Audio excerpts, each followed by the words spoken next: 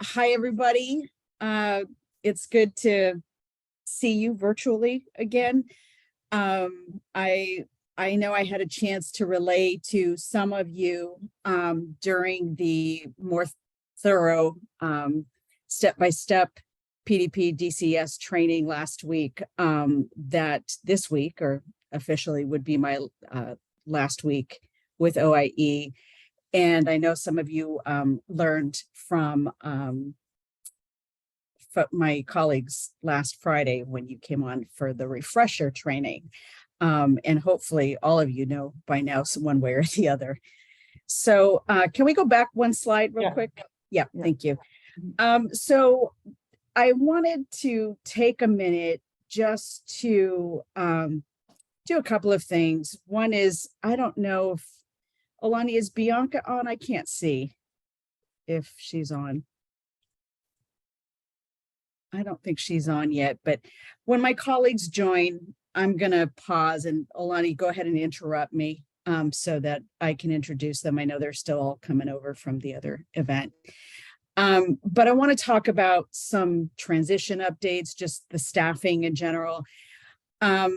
And DeLacy, I'm glad that you asked that question about, what are the deadlines? What do we need to do? I thought very carefully about that over the last few weeks and did want to make sure I'm kind of recapping things that I know you guys have seen through emails from our Synergy technical assistance staff and that we've certainly gone over during talking circles. But I have it all kind of in one place here in this slide deck. So just know, I know that, Sarah and Alani will get it out to you guys after today as well. And I do want to acknowledge, thank you, Molly, for joining us, at least for part of the time today. Molly from ANLAR is on with us, who, of course, is our TA team for the data collection system. But I wanted to kind of go through some critical guidance given the timing, right? Like where we are and where you are really in year 2 and thinking about non-competitive continuation grants for FY21 grantees. And if you're an FY18, just giving some recap about what happens after year 5, right? So we'll talk about both of those today. And then I really want to shut up so that I can answer any, really critical questions that hopefully will be similar for your colleagues that are on with you today. I will ask that you refrain from the grant specific stuff. Really nuanced things. I'm happy to see the emails, and I will say this, next week, we're really in a transition week, and let's go ahead and go to the next slide, Alani. Okay. Thank you.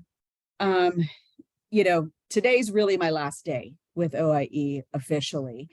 I am going to be out of the office tomorrow, and next week, it's really what we're calling our full transition week, where I'm really going to be sitting with my colleagues to kind of walk through where I see each of you, frankly, right now, to help them and inform those recommendations that ultimately they will make to the secretary for continuation awards into year 3 for the FY21 cohort. My fabulous colleague, Bianca Williams, has graciously agreed to take on, in the short term, these grants. And while she may be taking on grant-specific topics, I want to really emphasize here that anything related to the data collection system, from the technical how do I, to even some policy questions on can I, should I, do we, those should be directed to Donna Sabus Burns, who is our group leader. She will continue to work closely with the contractor, and they together will certainly be there to support you. And I think you all know this already, take advantage of it, but I'll say it again, which is the help desk is really there to help. And it's a critical time, of course, for you to be reporting. So I'll ask you to just be sure when you have questions, to first reach out to them, even if you think it's a policy question. And here's why. Because if it's a policy question that the help desk cannot answer, they will loop it back to OIE leadership. Okay. And that might be the best way to handle those, given the capacity, the realistic capacity limitations of OIE at this time. Okay. Any questions about this before I move to the next slide? And you can just unmute and ask or put it in the chat as we go along. Okay. All right. Next slide, please, Alani. Thank you. So one big change, a whole weekend. And that is for FY18 cohort. You had an April 29 due date for your annual performance report for year 5. That is going to end up being due on May 1. And that's just because the 29th is a Saturday. So we are moving it to Monday, close of business, the 1st of May. Everything else is as we've been sharing. As far as the reporting and the DCS for all cohorts, and the March 31st deadline for the FY21 cohort for the APR. FY21 grantees, you should know that you will see your APR become available in G5 next week. So those things will be available. What is yet to come? What is yet to come will be, of course, training, walking through the APR with you, and supporting your completion of that report. Any questions there? Okay, next slide. So first I want to talk about some general milestones that you should bear in mind and be planning for. This is really, really, really, really critical for our FY21 cohort. You know, it's frankly really helpful for you to have updates in the DCS so far as grantees completing by mid-June. Now I have here Monday, June 19, but frankly, the sooner the better. I know how challenging that can be for the 21 grantees, and well, for any grantees because of the timing and the busyness of that season. But to the extent you can complete any updates, those just-in-time updates could possibly weigh in to informing, again, continuation award decisions for 21 grantees. For the 18 grantees, of course, it's really important, especially if you don't plan a no-cost extension period, because you have to have all people exited before the end of the grant. Okay, really critical to remember. FY18, if you are ending your grant on September 30, you must have everybody exited by September 30. Okay, and you'll get that guidance again and again, but that's really critical to remember. Why? Because as some of you know, who've had more recent grants, 16 and 17, we will not close your grant before you have done all of the exiting of all of your students in the system. And if we don't get responsiveness from you and that's not done, then the grant gets closed in non-compliance. So that's really important to get that done. The second point is, you know, people ask, well, when will I know about my award? So this is just a reminder that non-competing continuation awards, you will know by Thursday, August 3rd, and probably Wednesday, August 2nd, what the funding decisions are. And I cannot stress this enough. It really is your responsibility as grantees to review the grant award notifications for accuracy of contact information, award amounts. And it's really important that you look at that section 10 to make sure that you don't see any grant conditions. And if you do, and you have questions, those are the things that you should be reaching out to OIE for. Okay. The third item, of course, again, is for FY18 grantees. At some point in August, you'll get an email and you'll be asked if you choose to have a no-cost time extension. So it does not mean that you don't talk about it in your APR. It's frankly helpful for you to still say, yeah, I'm probably going to want one. Or we're thinking about it or whatever, to give us a heads up on that. But a formal solicitation for that will probably come out around August. Okay. Next slide. So really a lot of my time the last couple of weeks has been spent looking across all of your data in the DCS, looking at what I have in my records as far as our communication and your status and how you've relayed that or not to me, because I go with the information I have in terms of the recommendations and the think abouts and considerations that I'm going to leave with my colleagues. So given that, and given sort of what's coming, I really wanted to take a little bit of time to encourage you to think about taking advantage of some of these suggestions. So let's go to the next slide.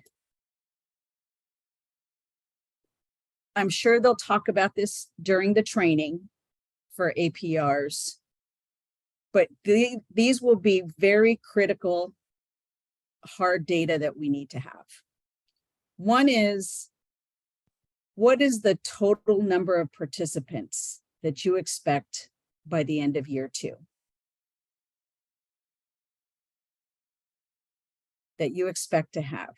Now, it goes without saying that if your target was 40 and you have 10 right now, real time, if in your APRs you say, I'm going to have 40, we will probably look at that with a little bit of skepticism, right? The reality for a lot of you, and I know people have been calling me one by one, but I got to tell you, this is, you know, you guys are part of what is a whole country, right? Of a common issue, a shared challenge of not only teacher shortage, but prospective teacher shortage, right? And people who really desire to go into this profession, or administrator, if you have an administrator grantee. So really, the real takeaway here is that third bullet, which is, it's really important to say what efforts you've been making to try to recruit people and what are the challenges that you're running into. So the challenges are everything from, look, we've been posting, I've gone from school to school, I have no takers, right? To, guess what? Our state is giving people lots of money. Would they rather have the money that they don't have to pay back or do service payback? It's kind of a no-brainer, right? So you have that challenge in some places. There's a whole range of reasons, and they're justifiable reasons. I always come back at the end of the day to, okay, so who do you have? And tell me how you're going to work hard to get them through and give them the supports they need to be successful, right? i.e. graduate, get their licensure, and be placed in a qualifying job. So those things are really key for you to articulate. What's also important, and I'm just going to be really blunt here, is for you to be very realistic about the actual training cost per participant. And here's what I mean. I'm going to go back to my silly, I have 5 participants that I've actually recruited, and my target is 40. Okay. I have 5 participants, but my target was 40. Angela, and this is me writing in my APR, I am probably going to get 3 more, and that's going to be it. And I will have 8 and not the 40. So because of that, here is what my cost is per participant. My cost per participant is $20,000. And so that's really critical and cumulative. So cumulative cost, not annual, cumulative. Why? Because obviously you're taking into account, right? Making projections on the cost to get them from point A to point B.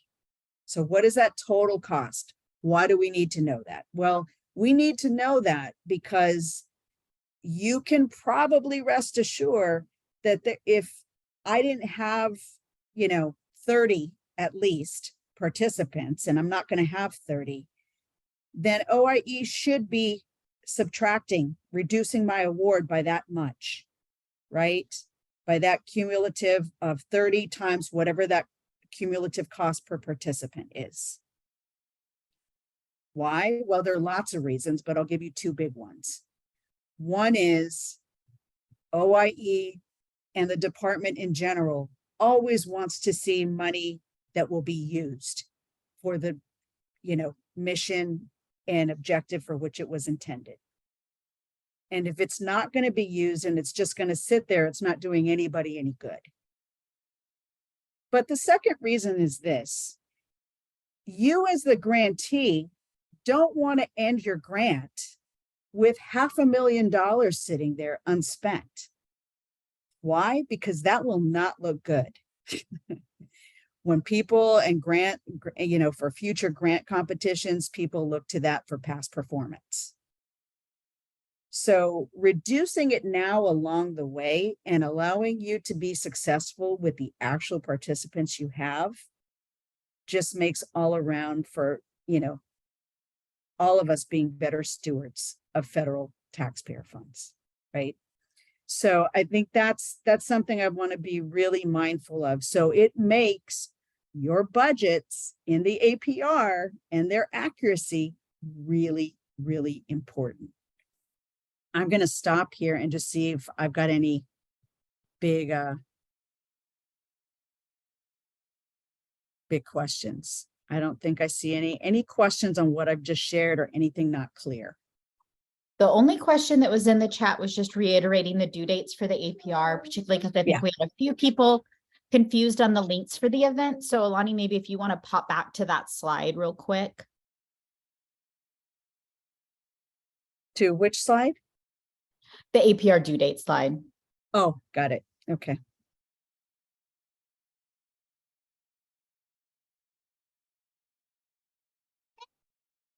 Is that the one you were talking about? Yes, thank you. Yeah, Just I that think way. what,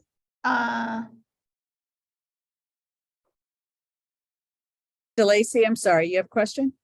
oh, I'm a little, conciliation between my budget and my budget submission, a little bit tricky, because if other directors' budgets are like mine, it's like been morphing all the time. And so I never quite, I always know how much money I have, but I don't know how I'm supposed to report it in the sense of, I go from the last version that I gave you and give you an update from that, or is it the original or the carryovers? And does it? When you create the budget that you're going to put into your APR, it is essentially a snapshot in time. Okay. So to your point, I'm just for sake of argument here, the APR for the 21 cohort is due the 31st. I expect you might be getting numbers from your budget office that are reflective only through February 28th, right? That's kind of what we expect, more or less. There might be some updates, but for the most part, let's just say February 28 or March 1. Mm-hmm. So on March 1, what's that snapshot look like? It looks like the rate of spending based on what I've been spending on my participants, I'm probably going to need X. You are making projections, you're not through the end of the year. You're making projections based on that snapshot in time. The reality is, yeah, there's going to be some fluctuations, but we're not talking $200,000 fluctuations. We might be talking $5, $10, $15,000 fluctuations, right? So, I mean, they're not going to be that significant where, at the end of the day, you being more conservative.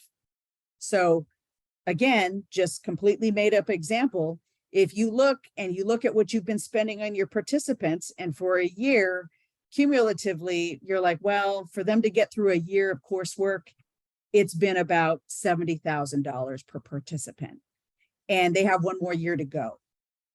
I'm going to just cushion myself and put $80,000 to make sure I have enough, and I'm accounting for any kind of variations that might come up. You're making projections. You are. There are a couple of other things that I think are important in you thinking about the projections. Be as conservative as you need to be. Know that we would never cut funding for existing participants. Okay. Know that we would never cut funding, but I'm going to tell you all now, most of you have more than 60% of your cumulative year one and year two funds, which means if $600,000 is sitting there, you got to tell me. I don't expect all of it's going to get spent, when you haven't even gotten halfway to a target. So help me understand what is realistic for me to look at reducing the budget by. Because in fairness, we can't allow people in good conscience to be carrying over $400,000 or $500,000 for funds that, for recruits that will never materialize. So that's what I'm asking. If your gap is smaller, now if you're only 3 or 4 participants off, that's a different story. And you might make a case for saying, yeah, I didn't recruit 3 participants, but guess what? I'm hiring more mentors. I'm doing more. I actually need all these funds for the 7 I did recruit, even though I didn't make the 10. Back to your point, DeLacy, of, I don't know necessarily. So start accounting. You have enough experience to know, here are the things that come up that have ended up costing me more. We've established a criteria where we pay for somebody if they failed the course once. So I might be doubling payment on this. I'm going to max out and project everybody gets a stipend and a dependent allowance, even though right now they don't. So again, project based on a conservative estimate. Think of all those scenarios that have come up that you want to make sure you have the funds to support the existing participants. With very small exception, I would say you can consider and think about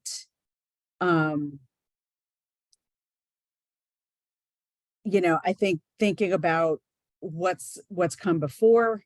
I think you think about if there's some extenuating circumstances, the APR is the place to do it, to explain that.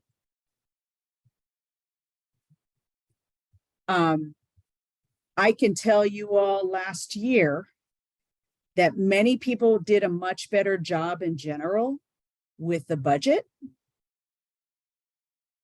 In general, people did a terrible job with the cover sheet.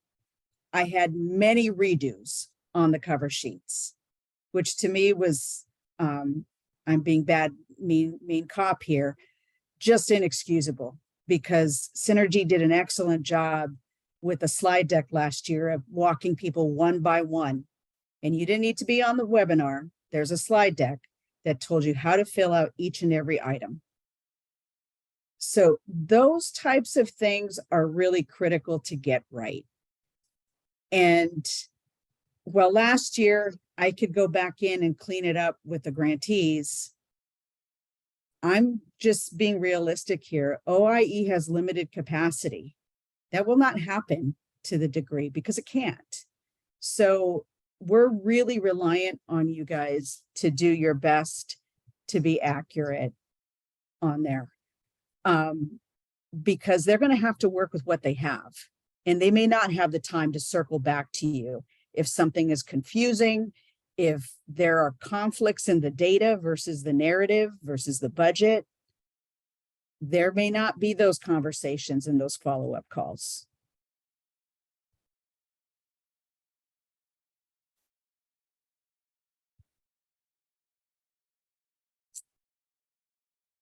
So I think, Sarah, I know that we have the APR stuff coming. Let's go ahead and go to the next slide.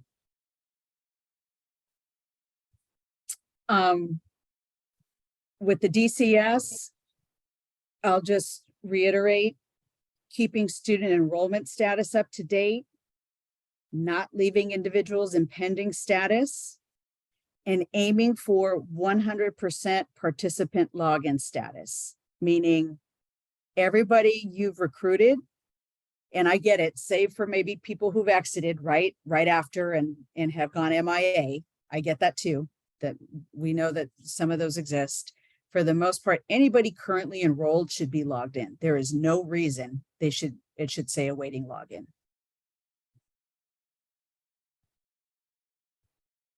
I'll go back to the help desk, and in case folks missed the trainings that were held last week or haven't had a chance to see the recordings yet, just know there are great new checklists that ANLAR has created and that are available for you to review, and I think are really helpful in walking you through the, absolute, here's what I have to do, right? So please take advantage of those. Next slide. For the benefit of my colleagues, please, please, please, when you send an email, always include your PR award number. And if, I know many of you have multiple grants, so if you want to talk about both, then list them both. I mentioned the checklists, and please also keep OIE informed of any key personnel changes that occur, or the right people will not get the right information in a timely manner. So that's really important. Okay. Next slide. I'll stop and see if folks have questions about what I've shared. It's a lot, I know.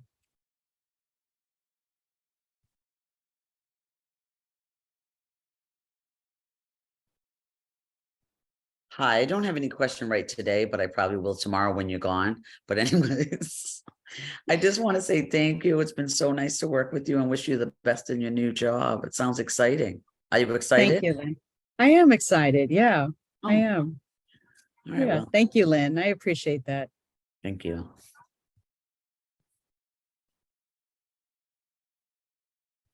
Angela, can you recap where you're going? Sure.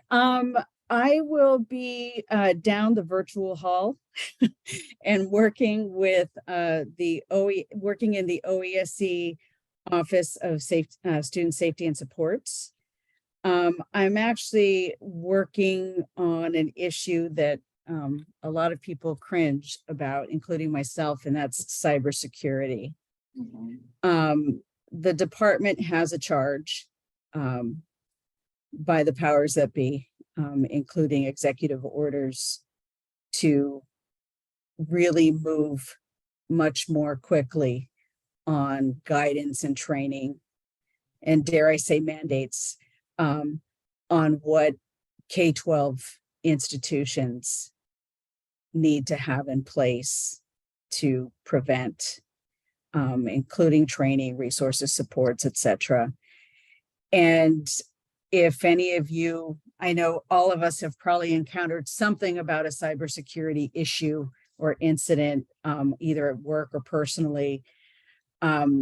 Certainly recent events like hacking of Los Angeles Unified, New York, Chicago, Philadelphia, all of the typical large districts, which is where my own professional experience started. We're in large urban districts.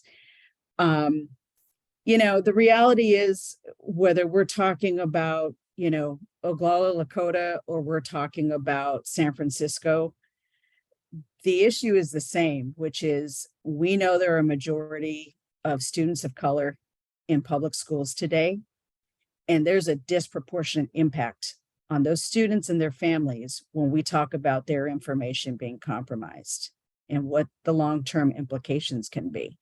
So I look at it, frankly, as an equity issue and an equity conversation. And there are a lot of resources that need to be garnered to combat what is out there. And we certainly don't have enough of them right now. So I think it'll be an interesting time to get into that conversation. So yeah, that's where I'm headed. Do we have Donna on or Bianca? Yep, I'm here. Donna, I don't know if you want to say just a few words, because I know we're not really spending any time today necessarily talking about here's what you do, right? Starting you know, in a couple of weeks as far as contacts and outreach. But I don't know if you want to just give a little bit of a picture of OIE right now. Well, first of all, you're not allowed to go. I'm going to lock you to your chair. But yes, OIE is going to be once again in these ebb and flows of being short-staffed, and a lot of new competitions. We have more programs coming our way. Very, very exciting, but at the same time, as most of you have been with us for a while, it's tough when we only have a couple of program officers, myself and Aditya Gabby, who are going to be moving forward. And we ask once again for your patience, and we ask for anything that you need. Please don't hesitate whatsoever to ping us multiple times. It may be needed, but we have it covered. Angela is leaving us in very, very, very good shape. And as she said, next week will be the transitional week with her and Bianca, myself, the contractor, and Angela will all be together going over all this information to make sure everyone's up to speed. And we really appreciate that, because that's a big lift. And I know how much work you've put into getting us to that, Angela. So thank you very much. Again, questions. Bianca is well experienced in working with programs, and she is still learning though about with professional development, its nuances. It's a little bit different than some of the other programs that we have. I used to be a project or program officer for PD back in the day. So I'm kind of dusting off the cobwebs back there as I go through some of this, but what's really nice is the PDCS and the contractors are fabulous. So with PD, I really think that we have it covered for you, thanks to Angela and Bianca and the contractors. And otherwise, keep your ears and eyes open for new opportunities coming your way. And I don't know, Angela, that's pretty much it, which is a lot. Well, Donna, I want to thank you and Bianca and Donna and Gabby and of course Julian for being such wonderful colleagues. And that's probably, I got to tell everybody that this is one of the hardest parts, is that I work with a great team, and I've been very fortunate to enjoy and be amongst folks that I really, really respect for their professionalism, for their experience, and of course for their expertise. Because I consider myself, you know, a work in progress in terms of Native American education. But what I can say is that I feel like I'm leaving this office really with a new charge.